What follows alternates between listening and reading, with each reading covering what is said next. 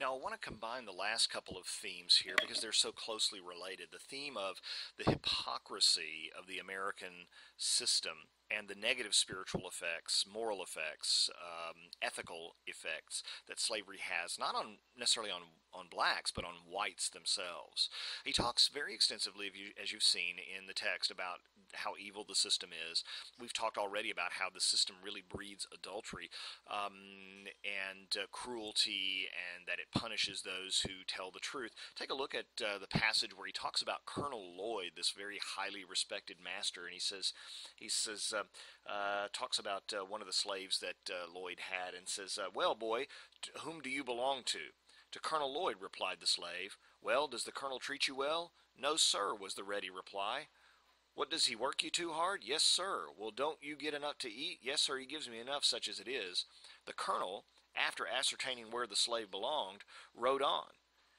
The man also went on about his business, not dreaming that he had been conversing with his master. So Colonel Lloyd pulls over and interviews a slave, one of his own slaves, who doesn't even know who he is, asks him how he's treated, and the slave says, "I'm not treated very well."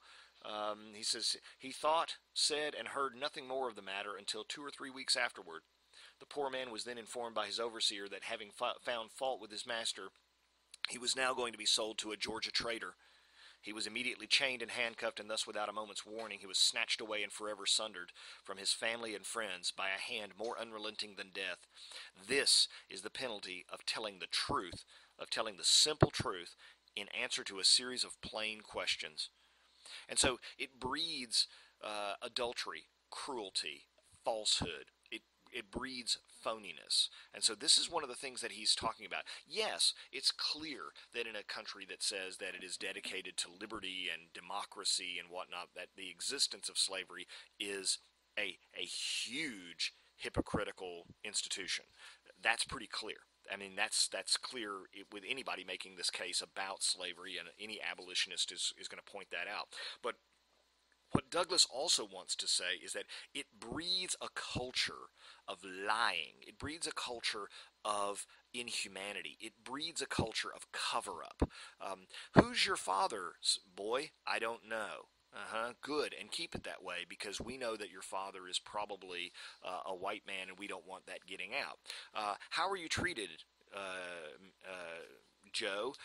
Oh, I'm treated great. I love being a slave, right? I mean, this is falsehood. It's lying. It's phony. And so what Douglas is trying to point out is that we're creating a phony culture. We're creating a sham culture, one that's based on lies, and one that's inconsistent with our values.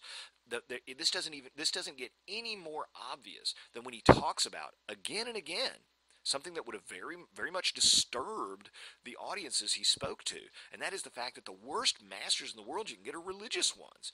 I mean, he talks about Hopkins and Whedon, for example, being terrible masters because they're just so fanatical.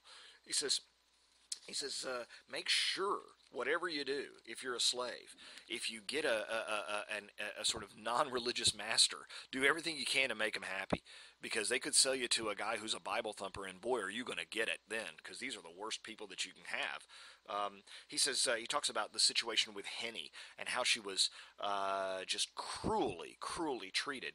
And he says, finally, my benevolent master, to use his own words, set her adrift to take care of herself.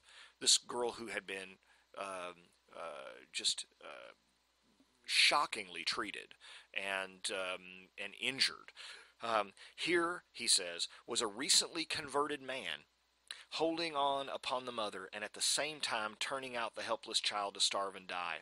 Master Thomas was one of the many pious slaveholders who hold slaves for the very charitable purpose of taking care of them.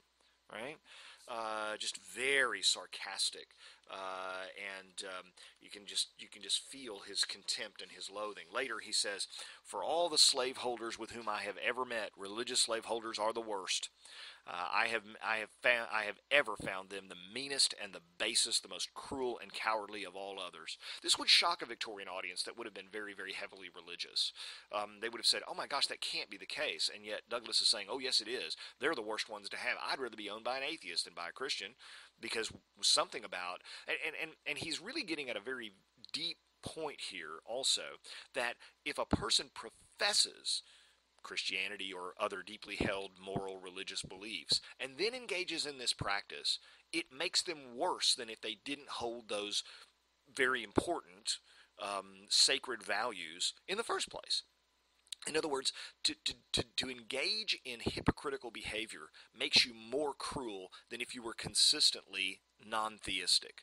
And that is a really big thing, that the Christian, that the religious person, that the righteous person, when wedded to or engaged in a cruel institution like slavery, it makes you worse than if you hadn't had those values to begin with, because it eats away at you, it gnaws away at you. The system makes whites more cruel than they would otherwise be. Look at Master Hugh's wife, because he points this out and says, she was a woman who actually was a fairly decent person before she owned slaves, and becoming a slave owner made her a terribly cruel woman because the power was more than a human being should have. There's a religious basis to what he's arguing as well. Douglass wasn't the most religious person in the world, but certainly he understood that his audience were quite religious, and one of the things he's saying implicitly is the reason slavery is so awful and creates such ogres and monsters out of slave owners is because they have a degree of power that wasn't meant for human beings to have. Only God should have that kind of power over people. People shouldn't have that kind of power over one another. And so it's blasphemous, essentially, to own slaves, because you are directing the lives of other human beings in a way that only God should be able to do. And when you do that, you become a tyrant, because we don't have the capacity that God does to make wise choices and moral choices in all circumstances.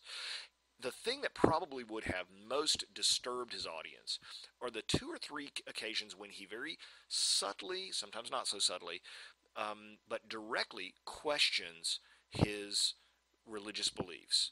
He has religious doubts, and that would have deeply, deeply disturbed a Victorian audience. That's the one thing above all that they would have said, oh, if slavery causes a person not to believe in God, that is proof positive, prima facie, that it's evil.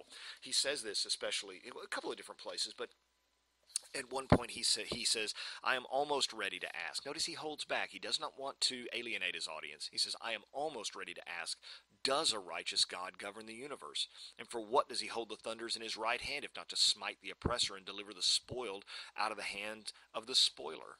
He doesn't say, I don't believe there's a God anymore. He says, I've got my doubts, and I really wonder sometimes. And that's going to bring the audience to the edge of their seat and say, oh, no, this is wrong. That above all, because here we're not just jeopardizing a person's body, enslaving their body. We're jeopardizing their souls by perpetuating this institution. Twain's Huckleberry Finn would illustrate this moral corrosion, as will Uncle Tom's Cabin. Twain's famous situation where Huckleberry Finn is on the raft, and some slave hunters come to find Jim, and he has to struggle with his own conscience and say, abolitionists are really bad. I've been raised to believe they're bad, and the worst thing in the world you can do is help a slave escape. And here's a little boy who's 11, 12 years old who has been brought up to believe that wrong is right and right is wrong, essentially. And we as readers look at it and say, he's the only decent person in the novel. He's the only decent person in the novel, and yet he feels horrible. And he's been taught since he was a little boy that if you help a slave escape, you will go to hell. God hates abolitionists. God hates people who let slaves go free. And he'll send you to hell and you'll burn forever if you do it. And he struggles when these men come to the raft, and Jim is gone, and he lies. And he says, I don't want to go to hell. I really don't want to go to hell. If I lie to these men and say I haven't seen Jim and I'm not helping him escape, I'm going to go to hell.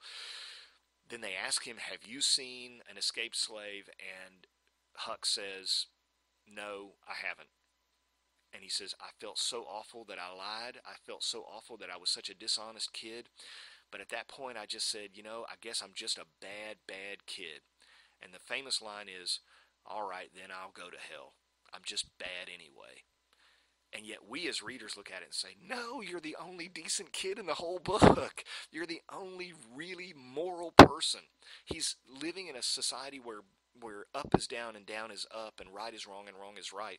And it's the twistedness of the moral fabric that he's criticizing. You're going to see this in Uncle Tom's Cabin as well, where essentially it's an indictment of the corrosive effects that slavery has on the American family. And of course, in the Victorian period, where they just absolutely deify family, that carries a lot of weight.